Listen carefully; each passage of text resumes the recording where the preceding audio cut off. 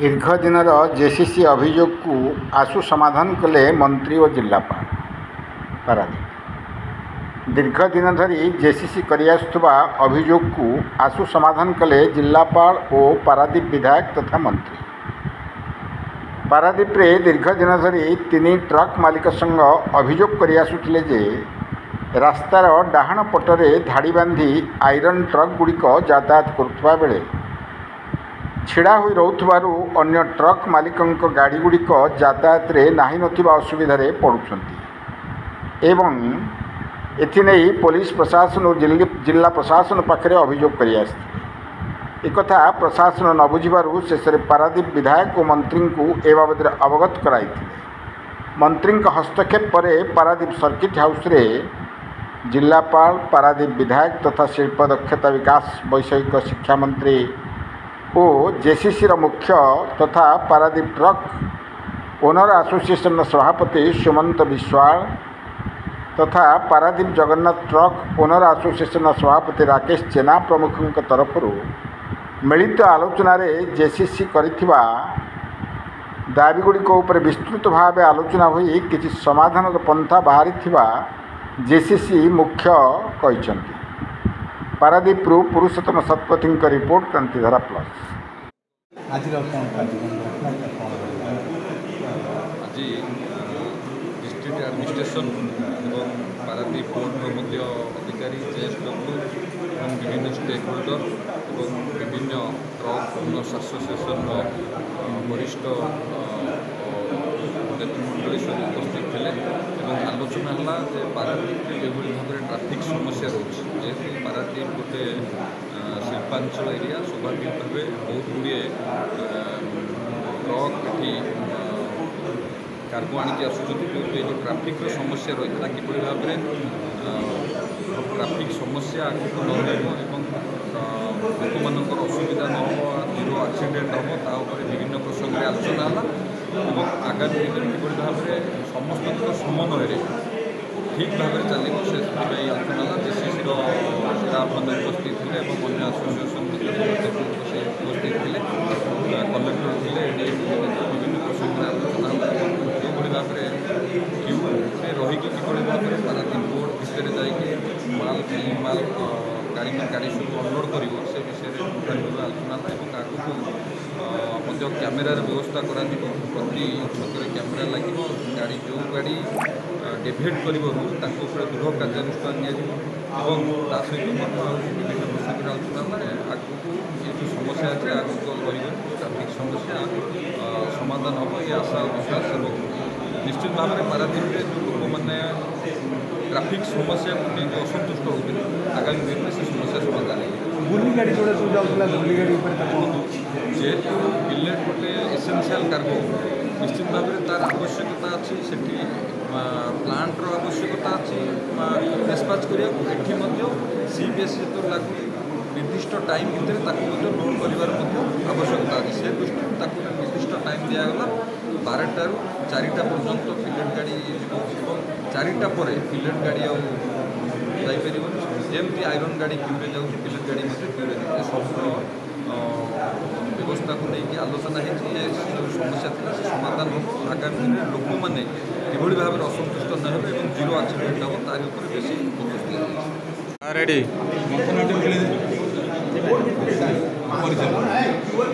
सुमंत विश्वाल अध्यक्ष joint convention committee Paradip जो 3 तो आम जो ट्राफिक विशृंखला जो पिला माने सकाଳେ सुविधा करना अनेक दुर्घटना घटे बहुत लोक मृताहत हो सारे এবং বিশেষ ভাবে কিছু নির্দিষ্ট গাড়ি গোटे दिन बा 2 दिन आसिकी माल पोर्ट खलास कर जाऊला बेले बाकी गाड़ी गुड़ाक 8 दिन 10 दिन 15 दिन ये सब विषय नहीं बारंबार प्रशासन को आलोचना जोड़े एवं या पूर्व स्थानीय पुलिस अधिकारी को निर्देश दि जाए कंट्रोल करने किसी दिन कंट्रोल होपर जहाँ प्रमाण देखुं जे सेठी पुलिस उपस्थित भी गाड़ी सुरक्षा अभिযোগ रख तेणु ये प्रश्न हो बाड़ जब फसल खाइब ताले चाषी तो मरिया कथा ही पड़ो से अवस्था आमर हो आज जो आलोचना है माननीय मंत्री आमर पारादीप विधायक थे उपस्थित कलेक्टर महोदय थे एडीएम थे आउ सबु वर्गर समस्ते जो मैंने संश्लिष्ट अच्छा प्राय समस्ते उपस्थित बहुत भल आलोचना एवं कलेक्टर ये भारी स्ट्रिक्टली कड़ाखड़ी भाव निर्देश देते जो मान दायित्व कंट्रोल करने से ठीक भाव कंट्रोल कर आम जदिव आमर से विश्वास जन्मू ना कारण आम दीर्घ दिन देखी आस तथापि कलेक्टर ये निर्देश को आम सम्मान जनाऊँ वेलकम करुचु आशा रखुचु एटिकार जो मैंने अधिकारी मैंने अच्छा जो मैंने दायित्व नहीं करेंगे से आशा को से करूँ एवं आम धैर्य से अपेक्षा करूँ किंतु ये गोटे कथा कहूँ आम निष्पत्ति नहीं जेहेतु 16 तारीख स्ट्राइक करने कथा 17 तारीख मीटिंग फिक्स है जो आम मंत्री उपस्थित रही तेणु आम आंदोलन को स्थगित रखुँ और आज आलोचना पर भी आम आंदोलन को आम स्थगित रखुचु एवं अपेक्षा करूँ देखापी केते दूर कार्यकारी हो जदि ठीक भाव कार्यकारी है तापर आम आंदोलन प्रत्याहार करूँ जदि नहला ताल आंदोलन पुणी तार उचित रूप न धन्यवाद आज ये आमर ऑनरेबल मिनिस्टर अध्यक्षता गोटे मीटिंग है आमर जीसीसी बाकी आमर जी कंपनीज अच्छा रिप्रेजेंटेटिव्स भी थे आम तरफ आम थी पुलिस थी आरटीओ थे आम समस्त थी जो मेन इश्यूटा अच्छी जो क्यू को जंप करके किसी लोग आगे बढ़ुं जहाँफल कौन हो कि लोग क्षति हो लाइनटा भी लंबे हो जाए तो आज डिस्कसन है तो आम 2-3टा जिनस निष्पत्ति पहुँचलु कि फर्स्ट कथा है 12टा ରୁ 4टा भितर जो आम पिलेट गाड़ी को छाड़ा कहीचु ताकू कड़ाकड़ी भाव में इम्प्लीमेंट करा तो ताकू आम जो से छुपर रखिकी 4टा पर से गाड़ी आगे बढ़े सेकेंडली सेमती कोर्टे भी आउ घंटे आम एलाउंस देव 5टा पर आउ भी पिलेट गाड़ी तार अनलोडिंग करना जदि से करें ही ना कहीं मैंने क्यूआर कोड ब्लॉक करदे आज आम मानने अथॉरिटी प्रेजेंट थे से कहले से कथा सेकेंड जिनस है जदि जो मैंने ओवरटेक कर माने जंपिंग कर किसी सेमती अभियोग आसाला ताकू नहीं कि आज आम कड़ाकड़ी भाव में पुलिस को कहीचु सेमती क्यों भी लोक जो भी क्यों भी ट्रांसपोर्टर अच्छा तो प्रॉपर आईन मत आम एक्शन नवा सेकेंडली पुलिस को हेल्प करने आमर आरटीओ एमवीआई स्टाफ को देते आम तहसिल तरफ भी आम किसी स्टाफ देवा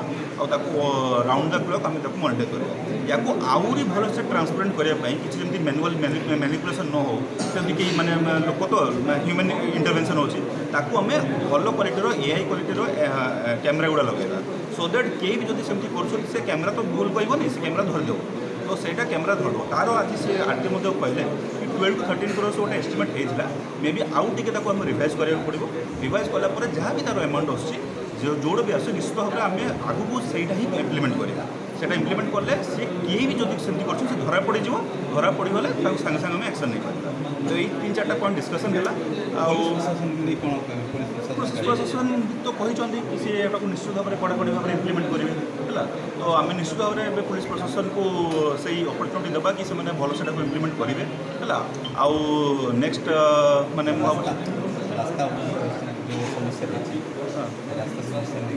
नहीं ये तो ट्राफिक पूरा ही आज डिस्कसन है ट्राफिक केमी आम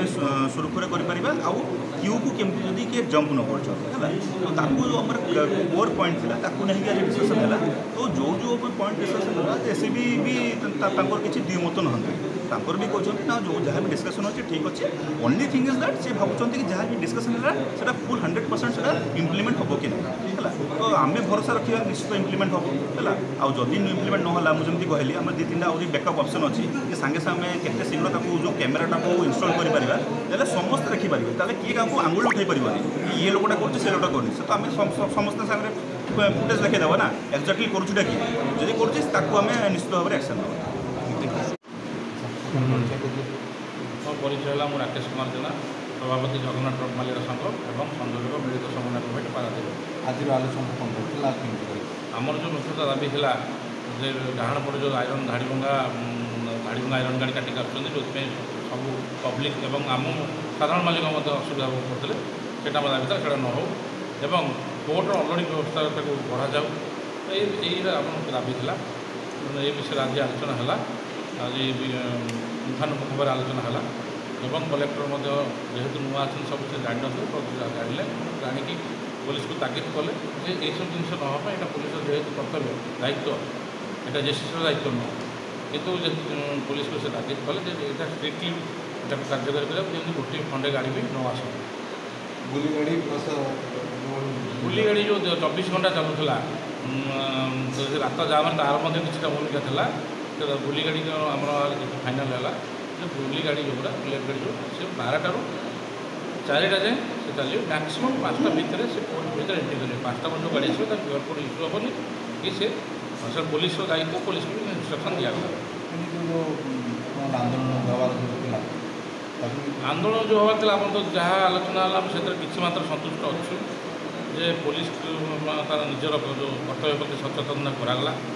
ତେଣୁ ଆମେ ସନ୍ତୁଷ୍ଟ ହେଉଛୁ, କିନ୍ତୁ ଆମେ ତଥାପି କାର୍ଯ୍ୟକୁ ଆମେ ୱାଚ୍ କରିବୁ, ଦେଖିବୁ ପ୍ରକୃତ ଏଇଟା ପ୍ରପର୍ଲି